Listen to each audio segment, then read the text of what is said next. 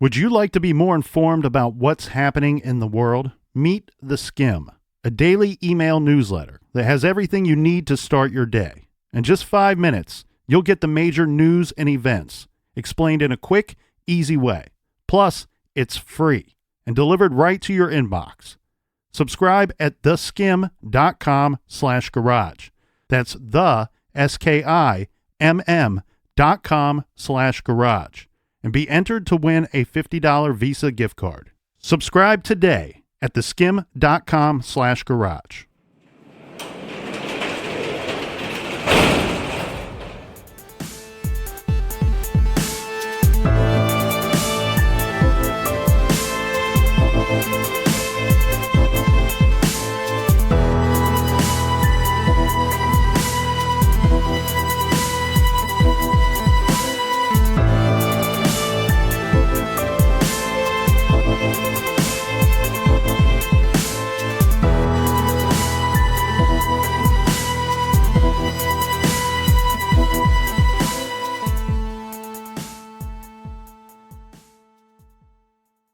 Welcome to True Crime Garage. Wherever you are, whatever you are doing, thanks for listening. I'm your host, Nick, and with me, as always, is a man that would like to remind us all that when you play the Game of Thrones, you win or you die. Well, Emilia Clarke could tame my dragon. It's good to be seen, and it's good to see you. Thanks for listening. Thanks for telling a friend.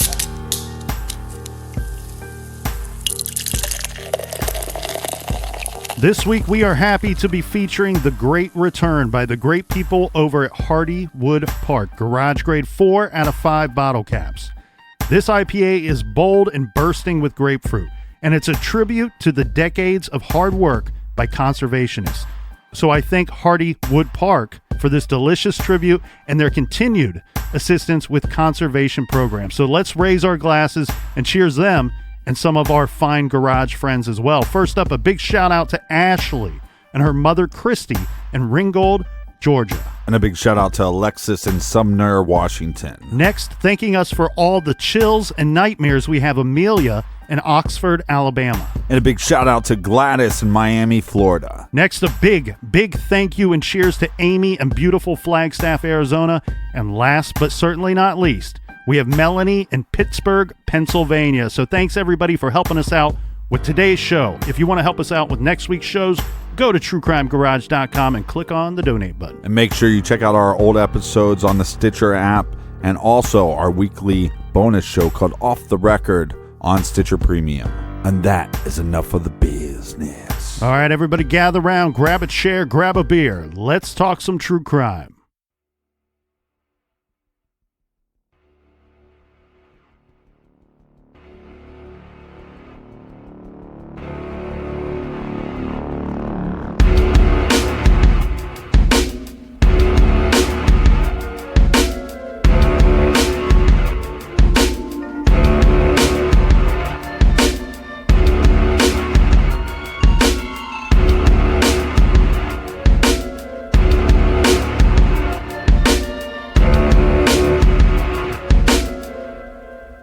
What's the address of your emergency? I'm actually camping in Ledworth, just outside of Ledworth. Uh-huh. My 2-year-old son, we can't find him. How long has he been missing? About an hour. An hour? Yeah. Are you by water? Yes. Do you know which campground you're in? It's Stone Reservoir, Timber Creek. Stone Reservoir? Yeah, or Timber Creek. Hold on. We need search and rescue. Jessica? Jessica? Yeah. What's your son's name? Or Okay, what is he wearing? he was wearing cowboy boots, a blue, pair, like pajama pants, and a camel jacket. And he's got shaggy blonde hair, Is your husband calling too? like all down where we were camping at, and we can't find him at all. Okay, we need you to stay within cell service. We've got people going on the way. Thank you.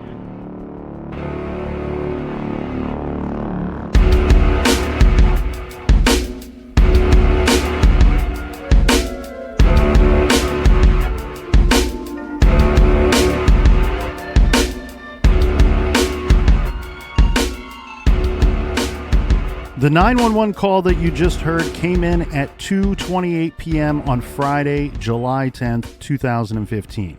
The caller is Jessica Mitchell. She is calling because she cannot find her 2-year-old son, DeOrr Kunz. She is calling from a campground near DeOrr, Idaho. You see, the day before, DeOrr Kunz Jr., his father, mother, great-grandfather, and a family friend traveled 120 miles from Idaho Falls to the Timber Creek campground in DeOrr.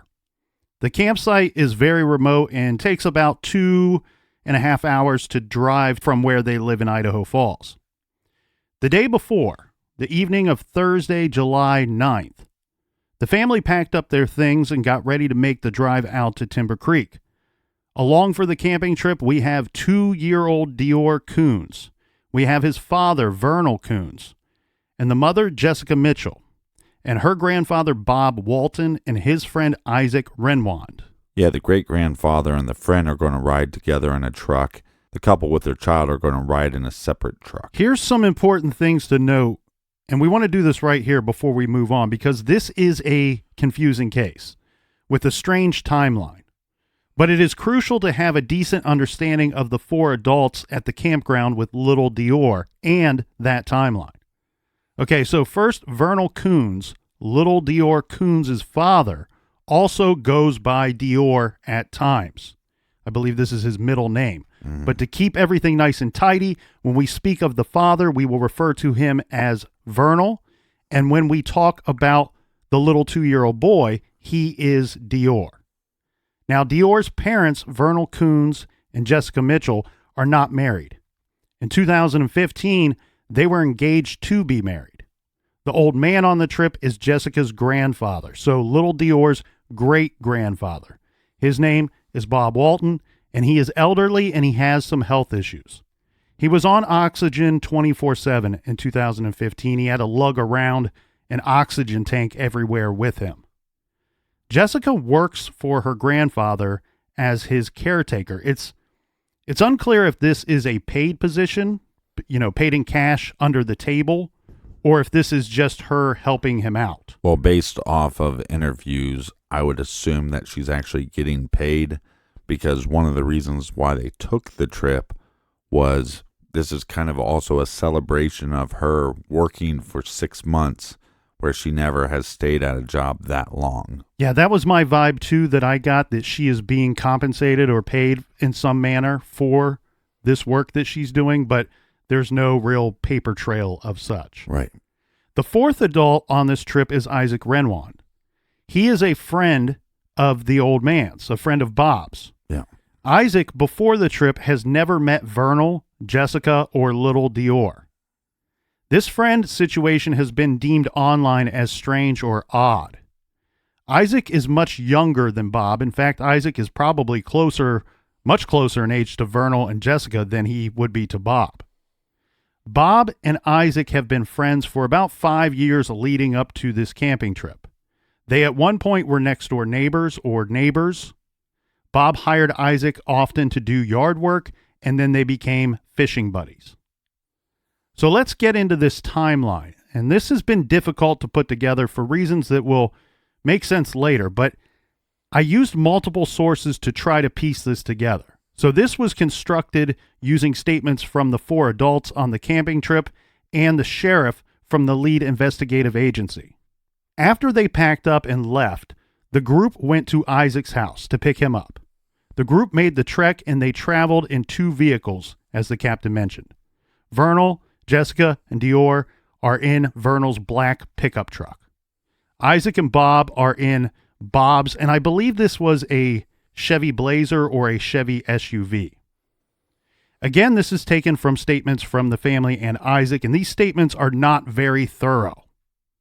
We do know there was a camper involved as well, but I'm not sure who was pulling this camper. The grandfather was. Okay. It was his. He owned it. They all arrived Thursday evening. First, they started setting everything up. They built a fire, and it started to get dark shortly after they arrived. Mm-hmm. The next morning, they all seem to have woke up at different times, and it's very unclear as to the order in which they woke up. Well, let's start with where they slept. The friend is going to sleep in a tent. The grandfather sleeps in the camper. It seems like the couple with their child sleep in the Blazer. And we have Isaac, who says he got up at least once or twice that morning and then went back to bed. So that adds to the confusion of the order in which they woke up. Yeah. Now, they did have breakfast. At some point, Vernal and Jessica and DeOrr leave. They get in Vernal's truck and they drive to DeOrr. DeOrr is a very small town, and it's near where they are camping. I think it's like a 10, maybe 15-minute drive. I think it's 7 miles just to get into their campsite, like a singular road. Now, on this trip into town, as we'll call it, they are going to hit up a couple of stops. Vernal says they went to get diesel fuel for his truck. Jessica says they go so she could buy some tampons. It's unclear what time they exactly left or how long they were gone, but going off of what Vernal says, they returned to the campsite at approximately 1 p.m. And while they're gone, Bob is taken around his friend to show him some different fishing sites and different fishing holes that he fished in when he was a kid. Now we have Jessica, Vernal, and DeOrr all back at the campsite. And it seems like everybody wants to go fishing at this time. And Bob and Isaac are back at the campsite as well. Jessica asked Isaac to show her where her and Vernal could catch some fish. Isaac walks with Jessica to a fishing spot. He says he thought Vernal and DeOrr were right behind them. Isaac shows her the spot, and he continues on to another fishing spot. Vernal joins Jessica, and now they are fishing, casting and looking at the water, just enjoying themselves. This is only about a 10 to 15 minute time frame here, so a very small window of time. Right. Vernal says he saw some tadpoles and wanted to show DeOrr the creek, so he walked back up to the campsite with Jessica. Bob is still at the site. Little DeOrr is nowhere to be seen. Jessica asked Bob, "Where is DeOrr?" Bob says, "I thought he was with you." Jessica says, "No, we left him with you." Okay, so now panic. The parents start looking for their boy, calling out his name as they search, and then the search widens. We have Bob who stays. He's the one that stays at the campsite while the parents are looking. They look for DeOrr for some time, and then the call is made to 911. Well, and like we said, this is like a 7 mile to 5 mile road just to get to the campsite. You're in the middle of nowhere. Mm-hmm. You would be freaking out. Yes. Yeah. And so the call comes in, as we said earlier, at 2:28 p.m. And it's Jessica on the call. And you heard that call, and she gives their location. She gives a description of her son who is missing. And she says, "We've been looking for him for about an hour." She's told that they're going to send search and rescue out to help and assist and locate the boy. Yeah. Now, one thing that we need to point out here that is interesting about this call, and we've reviewed many 911 calls, but one thing that's kind of stood out for me, that at some point the dispatcher asked if Jessica's husband is calling as well. And to which she says yes. So what's going on at this time is we actually have, even though they're not married, I think right. The dispatcher's making an assumption there. But at this same time, we have both Jessica, the mother, and Vernal, the father. They're both attempting to call 911. Yeah, now Vernal couldn't get signal, so he drives about 1.5 miles down the road to try to get signal. And she actually had signal. So a little strange to me, though. I think from the outside looking in, there's a couple things here. So one, yes, I could see it being a little strange, because it's difficult to think that you would leave that area. I don't know exactly what Jessica is doing at this time. We know that Vernal drove off in his pickup truck. Right. And look, the father could have panicked and took off without trying to, he looked at his phone. Let's just assume, right? He looks at his phone. There is no signal.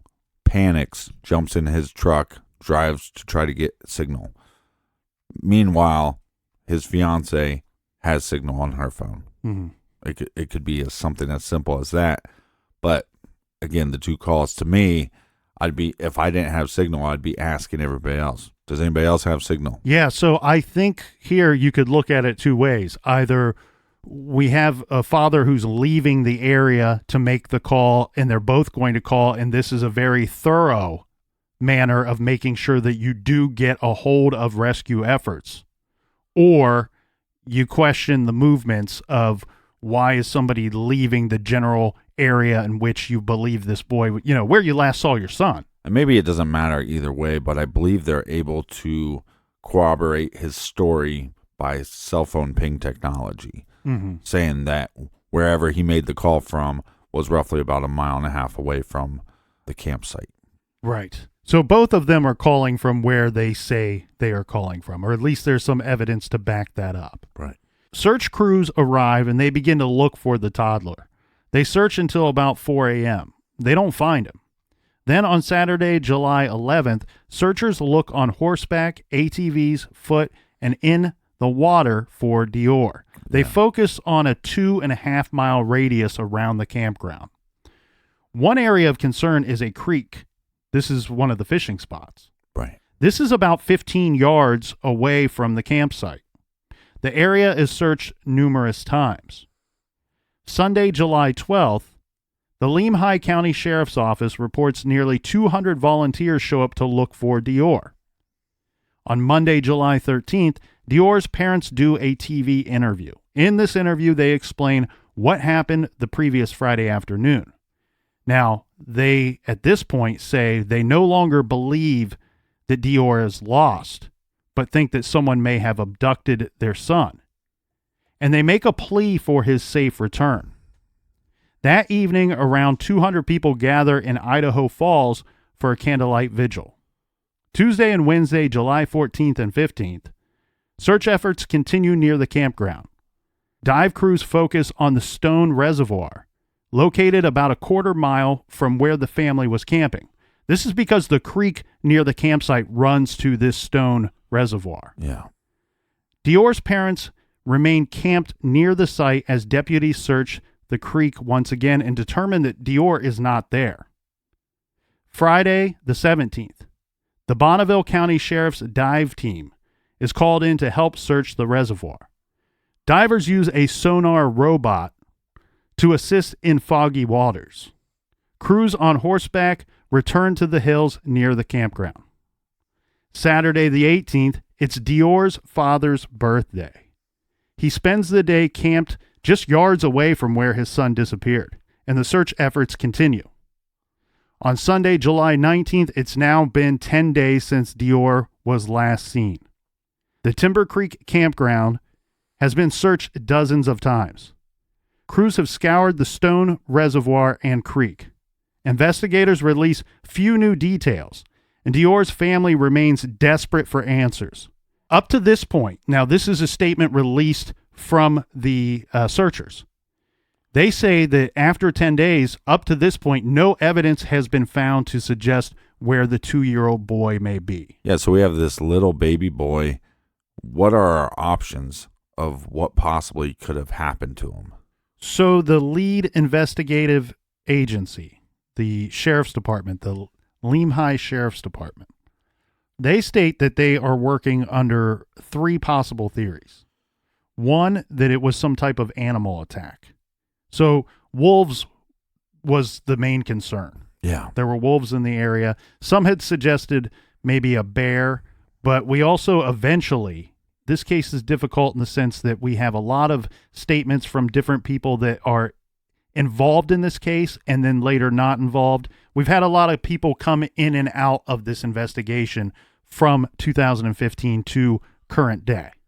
So later on, somebody would suggest that a bald eagle would be the main threat. But it seems like the Sheriff's Department, and I'm going to go with them because they know the area better than anybody else. Right. Their main concern was a wolves in the area. So animal attack is one possible theory. And their second theory is possible abduction. And then the third theory is that either a family member or friend was somehow involved in the disappearance of this child. Yeah, this drove me nuts because they kept on saying there's 3 options, and then they give you 4 options. Drove me nuts the whole time researching this case. And then the other thing that drove me nuts was, what was the 4th option? well, no, they would always say, the first one is he was taken by an animal. Second one was he was abducted. Third one was that it was either accidental or homicide. So, see what I mean? That's your third and fourth option. So it always drove me nuts when they went, we have 3 theories. I'm like, well, I actually have 4. Yeah, I don't think I said that clearly. I went away from my paper here. You're exactly right. The 3rd theory was that either a family member or friend was involved in the accidental death or homicide. I don't know if it's because of the search efforts that they're ruling out the possibility that he just went off and possibly something with the water. Mm-hmm. I know all those little fishing holes were searched extensively, and so maybe that's why that theory is not on the table. But again, when you start looking into this case, my first thought was, okay, he walks off, and what happens then? Mm-hmm. And then he walks off, and there's an animal attack.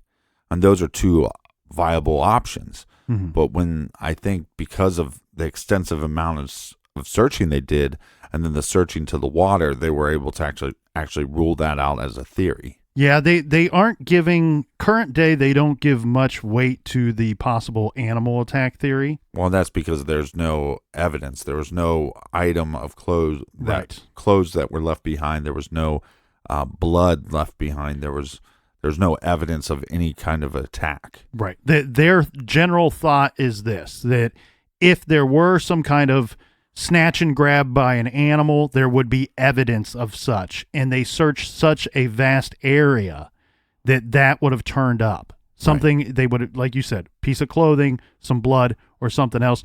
And I do want to point out this item here as well, because I think this is extremely important. So regarding the missing persons flyer for little DeOrr Kunz, it says missing since July 10th, 2015, missing from Leadore, Idaho. His date of birth was December 30th, 2012, so he's about 2.5 at the time where he's last seen. Blonde hair, brown eyes, 3 foot tall, about 28 pounds. So small little guy. And the flyer says DeOrr was wearing a camouflage jacket and blue pajama pants. What it does not include is in the 911 call, Jessica says that he was wearing cowboy boots. Yeah. And the cowboy boots are really something that I think are very important because these boots have never been located. Yeah. The general thought of these boots is this, and this is from the searchers and from the sheriff's department. They simply say these boots, as described to them by everybody that knew the little boy and knew of these boots, were boots that he loved to wear. He loved to walk around in them, but they were many sizes too big for him. You know, we've all seen this. It's very cute when a tiny little kid puts on adult shoes or a teenager shoes or something that's made for something much bigger than the little boy or girl. Right. It's very cute. He wore these a lot, and they said that it was described that they were so big that he would often come out of the shoes when he's just walking. His feet would pop out of the shoes, and you'd find these boots lying around, whatever. Yeah, so 1, they're probably hard to walk in, so he wouldn't get that far. Right. 2, if he walked far enough, he'd probably come out of them. 3, if somebody snatched him or if an animal snatched him, then he'd probably come out of the boots pretty easily, no matter where the animal grabbed him at. Right. And their argument to suggest that the animal grab is not likely, the biggest argument is therefore the boots, because they're saying, look, yeah, you could present a case that in this huge area that maybe we missed a drop of blood. Right. But we're not going to miss these boots. And the thing with the water is it was searched so extensively. Yeah. The creek and that reservoir, the stone reservoir. I've seen some statements to also suggest that water is not necessarily that deep. So it wouldn't be, we're not talking about something that would be incredibly difficult to search. Right. So there's no evidence of this boy in the water. There is no piece of clothing that they find. They do not find any blood. And in one report, it states that the scent dogs never picked up a scent of this little boy at the campsite. Bringing into question, was this boy even at the campsite?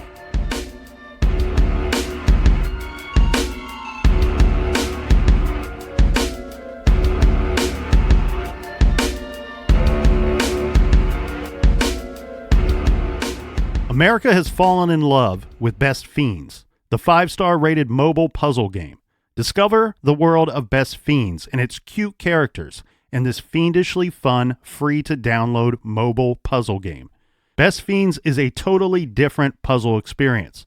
Solve thousands of fun puzzles and collect tons of cute characters with an epic storyline that will keep you engaged the whole time. There are thousands of hours of gameplay that are easy to learn but difficult to master. The challenging levels will require you to use your brain. Best Fiends is the perfect casual game to play alone or with family and friends, no matter their age. You can play offline anywhere, perfect when you want to squeeze in another level on the go, or to play on a plane or in the subway. I love Best Fiends. It keeps me busy. I love exercising my brain. I love the challenge of each puzzle. Currently, I've recently reached level 101. So I'm putting in the work, exercising the brain, and having a whole lot of fun doing it.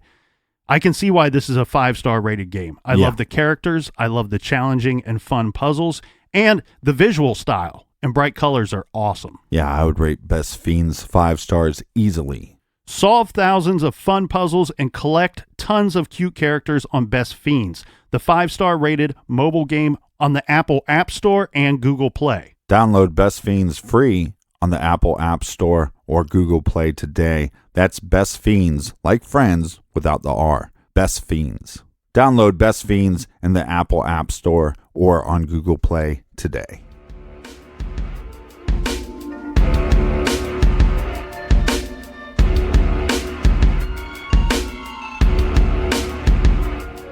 All right, cheers, mates. Cheers to you, Captain. We wanted to take this time to play for you that interview, that TV interview that we discussed during the search timeline for little DeOrr. Here, you are going to hear his parents discussing how he went missing and what they hope they can find in their search for him. This is from EastIdahoNews.com. All right, DeOrr, so take us back. Was it Friday? Yes. I'm not sure what day it is today. Today's Monday. It was Friday. It was Friday. Friday at about 2:26 is when I, was it 2:26? It was 2:36 when I called. It was 2:36 is when she called, and I was in the truck hauling down to the road to try and get service because I didn't think one bar would get it. So she got very, very lucky. I was blessed that she was able to get service because I didn't want to try and risk getting halfway through my talking to the 911 and have it cut off. So I went down to where I knew I can get a little service about a half mile down the road. We searched for, after about 20 minutes and in a dead panic, not knowing where he was in such a small area and not knowing, never being there, I knew I was in trouble. So we decided to call search and rescue, and that's when I drove down. She tried getting a signal out. As soon as I got a hold of them, they told me that she was on the other line with them, and they had our location, and they were on our way. They were amazing. They are amazing, and they still continue to be. Lemhi County Sheriff and Salmon Search and Rescue, you could not ask for a better group of people, volunteers and search and rescue, and just everybody. You couldn't ask for better people. So sincere, so concerned, and everybody was so emotionally attached to this, as anybody would be of a 2-year-old. He's pretty small for his age, but he moves pretty good, and that was our concern. He was right with us. Where it's at is, I thought it would be perfect to go camping there because it's enclosed by walls of mountains, and there's not much space around there that he could go. And our biggest concern was the creek, which was knee deep, few feet wide, but he's a little guy. They finally, yesterday, we were able to put that to rest, and Lehigh County Sheriff, Sheriff Dave, and the rest of the sheriffs have put out that they assured me there is 100% chance that he is not anywhere in that water, around that water. They have torn that creek upside down and in and out. Divers have gone through wetsuits, along with the helicopter. That was the world's most advanced search and rescue helicopter, volunteered out of Montana. And those guys were just amazing. The accuracy they had with the night vision ability it has and the heat range it can see. They were, the one guy, I can't remember his name. I've met so many people, so many good people, but his own safety, he was more or less, he was strapped in and he was on the side of that helicopter looking, and he was looking down. I remember them telling me that they asked the search and rescue to go look over because there was an orange insect repellent can, they think, by the bank, and they were dead on. That's what it was. That's how accurate these guys are. They thought it might have been like a part of a shoe or something, but they said, go check that out. These guys search miles. So the mile radius they have it is a very rocky terrain. It is very open, but it's not, the helicopter that is used to back very deep Montana. It is designed for a lot worse situations than this, and there was not a trace of my son found. There still isn't, but the search is on. That's the hearsay of things has kind of gotten way out of hand. The search is so far has been put on that has been suspended, and that is not entirely sure or true. Sheriff Dave of Lehigh County, I just spoke with him on the phone this morning. He has got horseback riders and trackers up there right now, and very, very advanced professionals. I'll be going up and I've just come down to get any resource I can get to go back up today. What questions did you guys have? Tell us a little bit about, first of all, how are you guys holding up? I know a lot of people are praying for you. They're concerned. Friends and family, and hoping to be strong for him. The support around us is what's, I know, keeping me together, because if we didn't have all of our family, the minute I called my mom and she was up there in a matter of hours, and same with the rest of our family, they were just up there around us. Luckily, a few phone calls is all it took at first.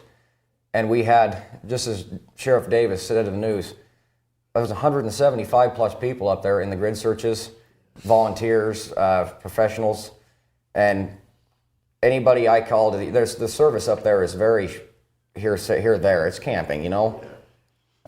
We're trying to hold up the best we can, but we have hope is the thing. Hope is what keeps it going. Hope is because the search is not over. Search is not done. We will find him. No matter what. You were in the truck, so was it you that first realized, oh no, DeOrr's not here? No, we both did. No, we both did. After 20 minutes of up and down the creek and up and around the camp, and he wasn't there, that's when I got in my pickup truck and drove down the road to try and get some service. Yeah, especially after screaming his name. We have nicknames for him. No sound of him. This little boy crying. is not. He's a goer and a mover, but he's not. He does not go away from his parents. He does not. Yeah, he's very attached to us. So this is very unusual. Very, very unusual, sir. And we didn't hear people around us. We didn't see anybody. We have. Have you told them about the EMT bag? That needs to be addressed. Yeah, I know social media can be a good thing, but it can also be a bad thing. We just don't want anything twisted. Yeah, we don't want to twist it. So clear up any rumors that you've seen or heard. We need to talk about that. One thing that we concerned me. We want to get to that. What's most of the biggest rumors that are going around is, I mean, I have heard everything from why you would make a rumor that has to do with a 3-year-old is if you're not going to help, please don't. If it's not helpful. Yeah, this is a 2, almost 3-year-old we're talking about. Please help us. But I've heard everything from, I am a truck driver. I've heard everything from my company won't let me come home off the road to look for my son. I was there the entire time, and my employer, 4 hours after my son went missing, has been up there day and night, has not slowed down. And that one bothered me, and then they got worse and they got worse and they got worse. But that's a handful of bad with a bunch of good. The amount of support is very overwhelming, and it's good. Are there any rumors that you've seen or anything you want to clear up, Jessica? Somebody at the store in Ledor said, it was one of the ladies that had worked at the store, said that they saw a gentleman and a younger blonde boy matching our description of our son, really filthy, buying candy for him, and he was just bawling in a black truck. That is the only Here's the problem. My pickup he truck's drives black. a black truck. As a family, we went down to get a few things. So it could have been Earlier, you. it was me, earlier that day. But they claim it was at 6 o'clock that evening, and we were search and rescue until what, 3:45? Yeah, from We haven't left the camp since 1 o'clock that afternoon. So it's just a lot of hearsay, and Was anybody camping around you?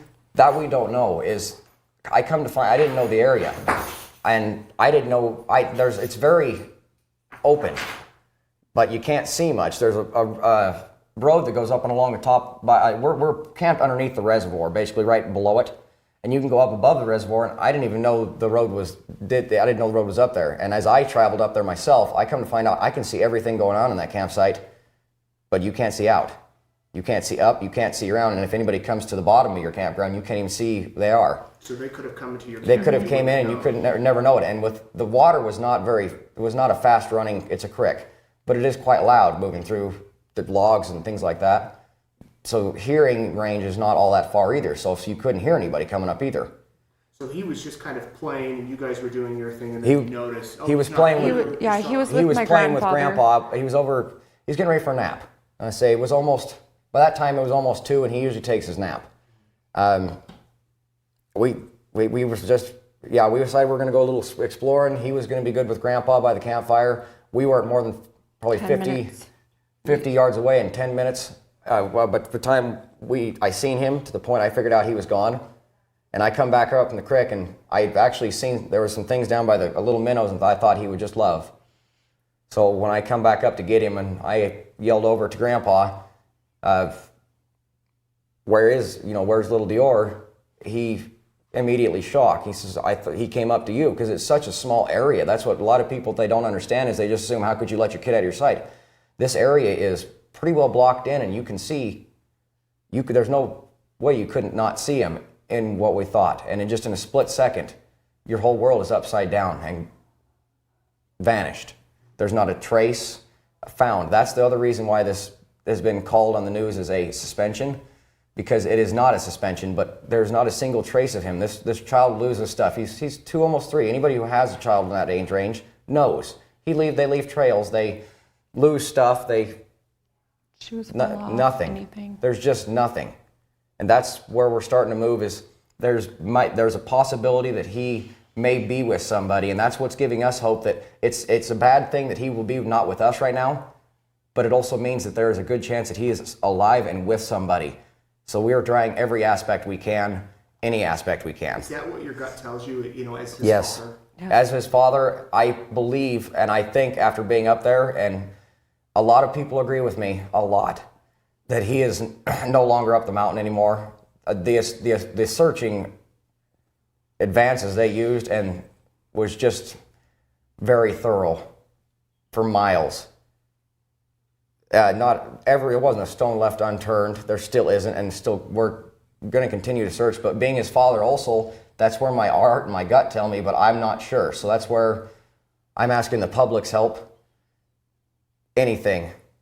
The Lehigh County Sheriff is who's handling this, but they're not designed for systems quite like this. They've got 2 phone lines, and please be patient.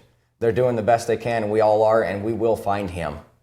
Do you plan to maybe hold a vigil down here? I guess you maybe haven't even thought about it, or do you want the community in Idaho Falls to rally? I mean, I know they don't want a lot of people going up there. That's what we're not real sure. I don't, yet again, as a father who's very concerned with the whole family, we'll tell you, yes, if we can get the whole state of Idaho up there, we would love to. But in such a small area that has been combed and combed and combed, something may have been missed, but I don't know. I'm going to be getting with the Lehigh County Sheriff and the Salmon Salmon Search and Rescue, to see what their thoughts on everything is. And trust me, with such a small area, 175 people, there was nowhere to park, nowhere to walk. There was grid searches up from one, and there's ridges on one side of you and the other, and they're not very far apart. And there was all searched, all the way down to the bottom, all the way above the reservoir. The reservoir itself, a lot of people know the place. The reservoir itself isn't but maybe a few feet deep. You can see, if you're up on top, you can see the bottom of the center. If you're looking at the middle of the reservoir, you can see the bottom of it.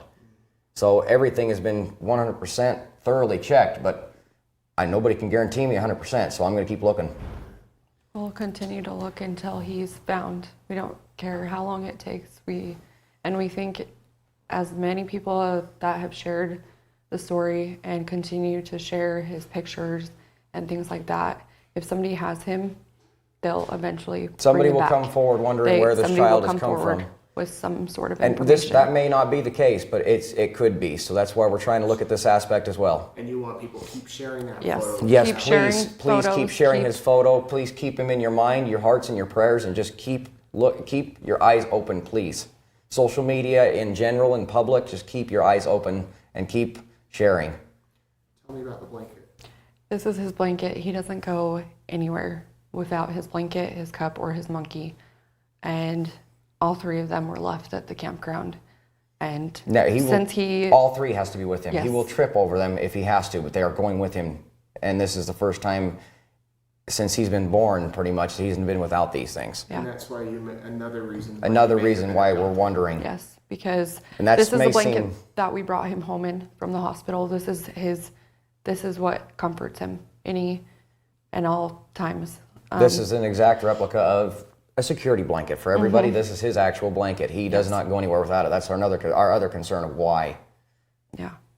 Should he be out there and happen to see this? What would you say? We're looking for you, son, and we will find you. And we love you more than anything in the world. You have a lot of people who love you and are looking for you. Buddy will find you. We'll Daddy never will find stop you. looking until we get you a home. I've got a 2-year-old, and you guys have been all I've thought about the past 2 days. Is there anything you want to add? Anything we didn't get to? Just if somebody has him, please don't hurt him. Just bring him home safely to us. No matter what it where takes. he belongs. Even if you have to just leave him at a store where somebody else will see him and bring him home safely to us.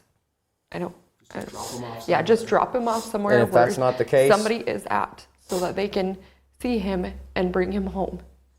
And if that may not be the case, we will search for you and search for you and search for you until we find you. Okay, so a lot to unpack here with that interview. Mind you, this is just days after DeOrr is missing. So that opening statement where Vernal says, I don't even know what day it is today. Let's keep in mind that seems like an odd statement to me when I first saw this interview.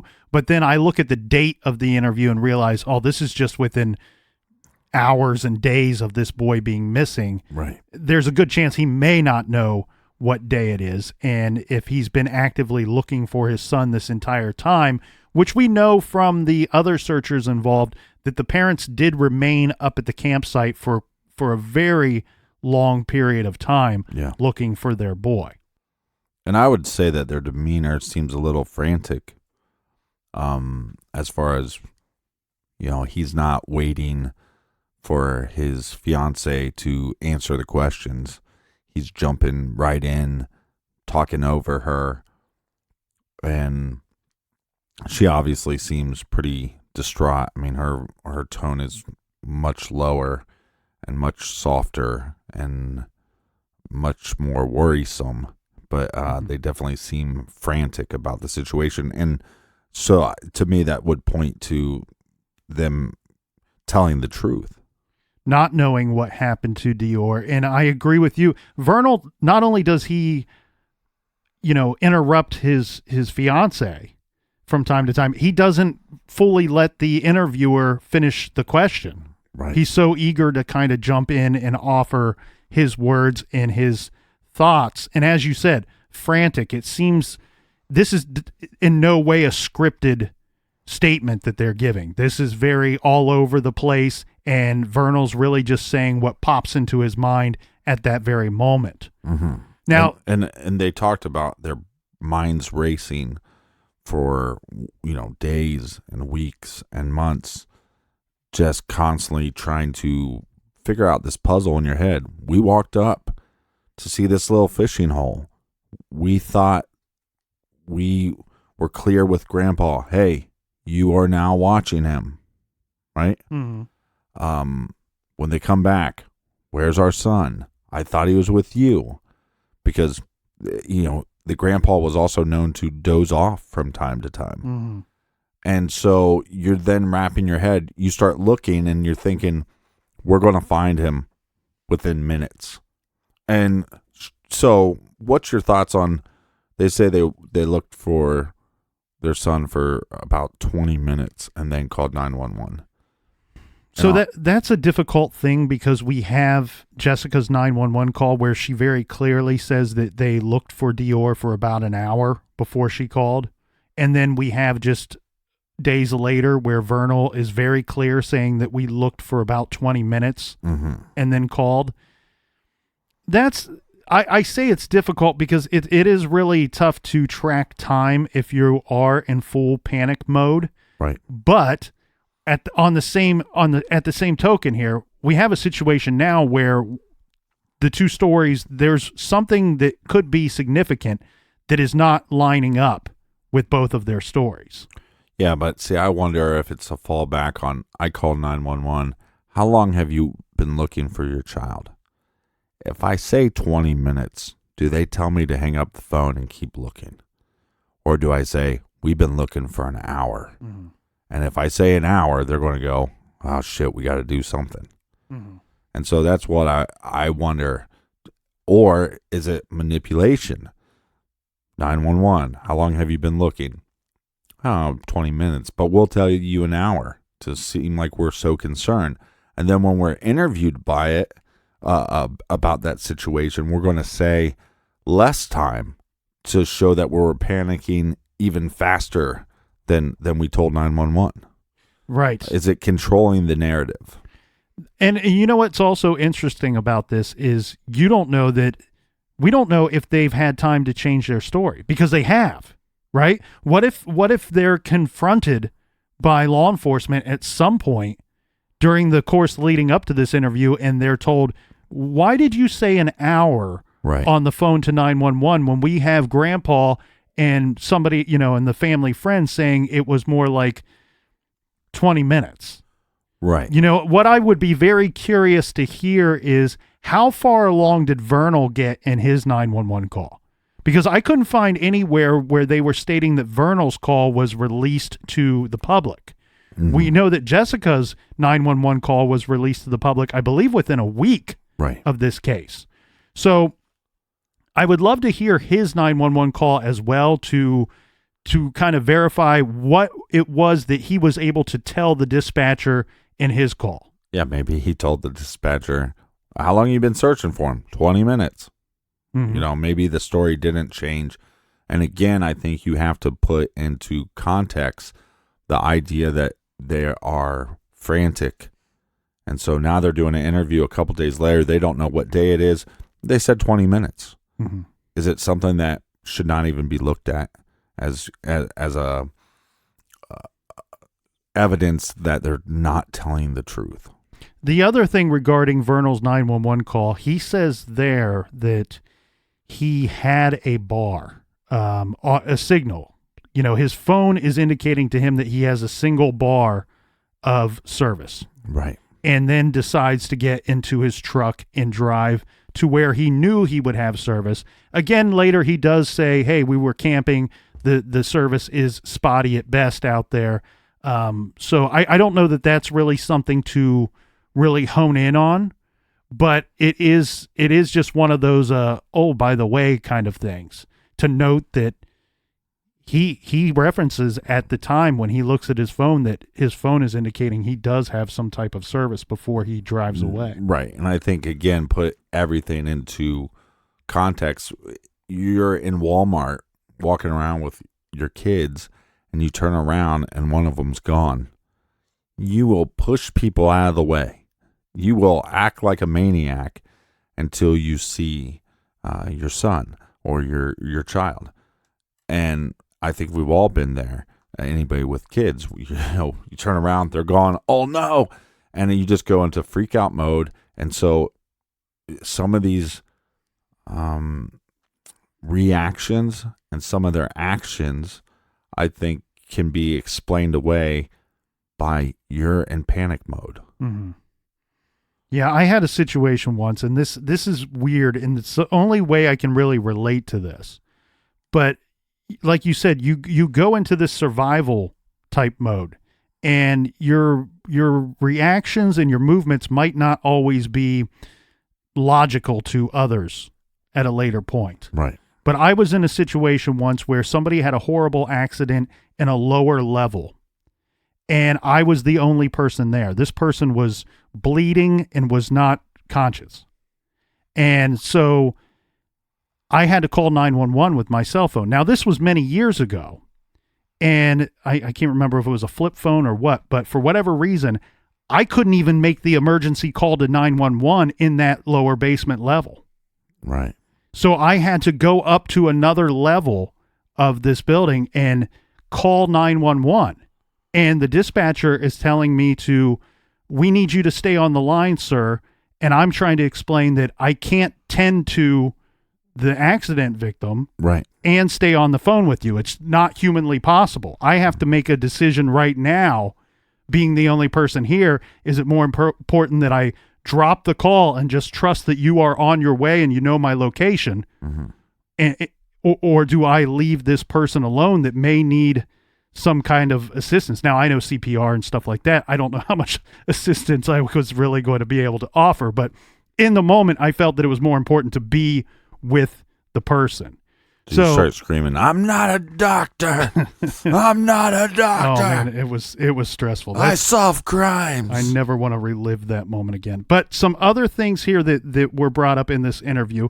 So we have her missing, her 911 call, sorry. And then we have the missing flyer. So 911 call is said that DeOrr was wearing camouflage jacket, blue pajama pants, and those cowboy boots, which we've already discussed.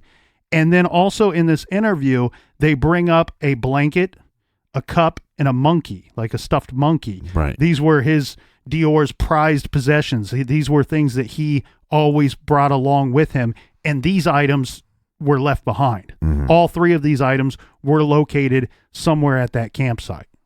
Yeah, and a lot of people then start saying that this is where they start shifting the blame. Maybe he's lost. At this point, they ruled out the water. They're kind of ruling out that he just wandered off. They're almost ruling out that he was wandered off and was attacked by an animal pretty quickly in the search. And they start going, hey, possibly he was abducted. Mm-hmm. And I think, again, your brain is frantic and you're searching everywhere, and you have all these people on horseback. You have a lot of dogs searching. You have a lot of people in this small area looking for your son, and they're not finding anything. So does your brain go to, are they shifting the narrative again by pointing out that he could have been abducted? Or is their brain going, okay, we can't find him. We're trying to solve this puzzle in our brain. Maybe somebody else was up there. So it's very difficult because on one hand you go, okay, maybe they're shifting the narrative. Or on the other hand you go, they sound so panicked that they are grabbing at straws to figure out the answer. We also have in that interview where Jessica references that a possible eyewitness may be seeing DeOrr later with a man buying candy. And as they indicate in the interview, this would have been in like the 6 p.m. time frame. Yeah, this is kind of strange. And I'm going to jump ahead a little bit in the story, but we have the situation being that they go to town to get gas or because she had her period. So it's one or the other, right? And well, I think it could be both. Right, but it seems like when you hear it from one part of the story, it's this, and when you hear it from the other part of this, when it's coming from the father, he's saying we need to get gas. When it's coming from her, it's no, I had a female emergency, right? So, but they stopped at multiple places. When they go back to interview those people, now it takes them a while to go back to interview those people, but they don't remember seeing the mother with the child. Mm-hmm. So then again, that leads to the speculation of, is this child even at the campground? Was he even there at all? And you claim that you went to all these spots and there's no eyewitnesses saying that they saw this child. Mm-hmm. But that is factually incorrect, because we do have a situation here where we have eyewitness days after the search begins saying, hey, I saw this child with a messy man. So one, was it a child with a messy man? Black truck. There's a lot of black trucks. There's also sightings of a black Rubicon Jeep. So is this eyewitness mistaken the Jeep for a truck? Was this a messy man giving candy to a kid around 6 o'clock? Possibly. Or was the time wrong? But either way, it is an eyewitness that is claiming they saw this boy in that area, which would put him at that campsite. A small blonde boy crying. Right. Would be, going off of their interview, that's the statement as far as we know. So that's tough. It's really, that part of the interview might be the weirdest part. Mm-hmm. And I say that because, look, we now have a situation where the parents are saying in this very same interview, we've now shifted our personal belief that he's not lost up there, that it was not an animal attack. These searchers are doing a damn good job and they can't find any trace of our son. Right. So now we're shifting gears in our beliefs that he was abducted. I would love to know how, I would have loved to have been a fly on the wall there and to figure out how this conversation went down when they were presented with this thought and with this eyewitness account that someone saying, hey, I saw a guy that drove up in a black truck with a small blonde boy who's crying. The guy is buying candy for this boy, and this took place about 6 p.m. on the day that this child went missing. So roughly 3 to 4 hours after DeOrr is last seen. Right. But then we have the parents very quickly going, here's the problem. I have a black truck, mm-hmm. and we went to probably that same location. Mm-hmm. And so that is very, very difficult, because now you either have this information where you can go, oh, that's a breadcrumb. It follows along with what we now personally believe could have happened to our son. But they dismiss it. Right. But again, they're trying to analyze all this stuff with a frantic brain. And so it's like, are they grabbing at straws too quickly to go, no, that's not. That wasn't some shady man. That was actually me, And you just got the time wrong. That's where I question it. I question, is it in fact that they are grabbing at straws, or is it such that they are trying to put the boy with one of them mm-hmm. at one of their locations, again, when shifting, later yeah. we have people that can't put the boy with them at any of the locations. Right. But the mother later says that when they were at one of the stores, that she saw a creepy older man kind of staring blankly at her son, which they call little man. And again, is that it's one of those things where it's like, is she just trying to remember everything that's possible so she can give you as many pieces of the puzzle for law enforcement and for the public to figure this out? Or is it shifting the narrative? And was there even a creepy man that was staring at her son. Well, and at some point in the investigation, as an investigator, you're left with looking across the table, talking to a person that may have been one of the last people to see little DeOrr, and you're asking the mother or the parents at some point, when you've run out of questions, this is where you go. You go, okay, now I need you to think really hard and really think about that day and tell me, was there anything, any way that was out of the ordinary, seemed strange or odd to you about anybody or anything that day? You're left with that really kind of dumb, open-ended question, right? Right. But when you can't find any trace of this person, that's all you're left with, and you have to ask that question. And now you have a situation where you say, okay, do we have parents that are going, okay, I'm thinking really hard. Oh, wait. Oh, I remember this dude. He was kind of creepy. He was staring down my boy. And okay, that's a possible lead. Or is that an opportunity again for the parent to deflect away from themselves, to deflect possible guilt and suspicion away from themselves and onto just another possibility of what could have happened? Well, the snitchation and the Pauly D and the T-shirt time. What drives me nuts about all these scenarios, and I don't know how it exactly went down, but to me, it's like, okay, we have these parents that say our child is missing from this spot. And to me, it almost seems like they just went, okay, we're going to take their word for it. We're going to search the area, and that's all we're going to do.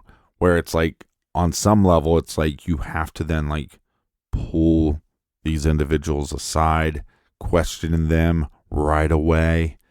We got cadaver dogs and scent dogs in that truck and the other truck into the camper. You see what I'm saying? Like, I think, I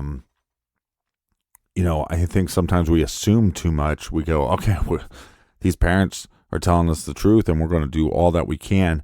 And then it's the days that pass, like if she was questioned right away about this, would she bring up this creepy guy that was in the store? And so, I mean, I know that's difficult and you can't go into every situation and go, well, what's all the possibilities? And we need to explore all those possibilities right now and not focus on the search. But it just seems like, I don't know. This one is very difficult. Well, in regards to this creepy guy, my belief is that this is not information that was presented to the investigators early on. It was presented at a later time. And what we do know, according to the Limhi Sheriff's Department, they say that at some point, now mind you, they do specifically say it did take a good deal of time to track down who we think this individual that she saw was, that she's referencing as staring at her boy. Right. And they say, look, we've tracked this individual down. They are a local. We questioned them. We investigated them. And we don't believe that this individual had anything to do with the disappearance, one. And then on top of that, this individual does not remember seeing the boy. And we got to be clear about that, because the sheriff's statement is not that the man did not see the boy. Right. The statement is the man does not remember seeing the boy. Right. So then on that level, you go, okay, well, this man did exist. So she's not just making up some random person. So to me, that is trying to remember everything you can and put out as many pieces of the puzzle out there for people to be able to find the answer to.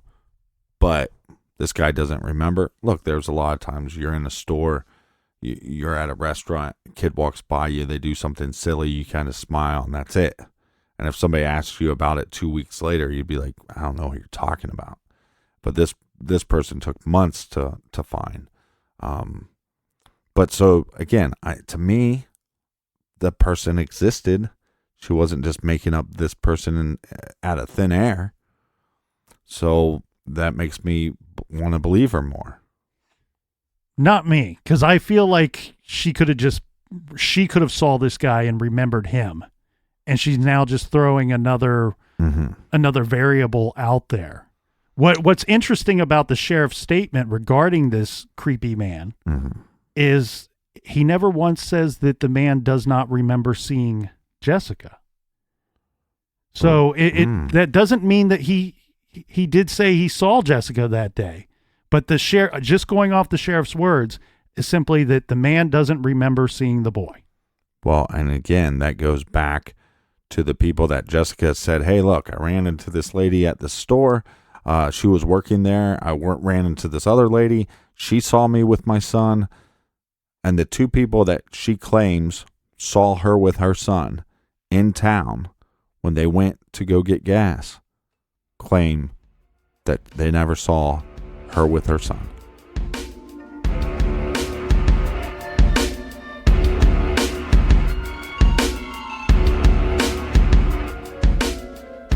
So much more to get to, so join us tomorrow in the garage.